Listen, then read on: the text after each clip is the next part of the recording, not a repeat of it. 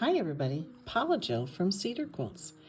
We are out in Montana now, and I go almost every month to a clean stitch up in Missoula, and I teach classes, and I lead a club.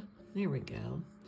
Every month on the second Tuesday, I have a class and a club. The club is just a 1 hour lecture demo, question and answer time, and it's $15 for the clubs.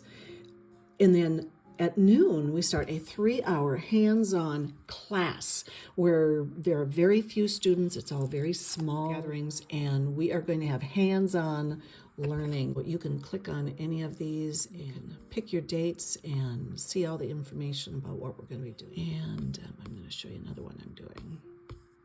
I am doing a darling scrappy jacket. Oh my goodness, this is going to be so much fun.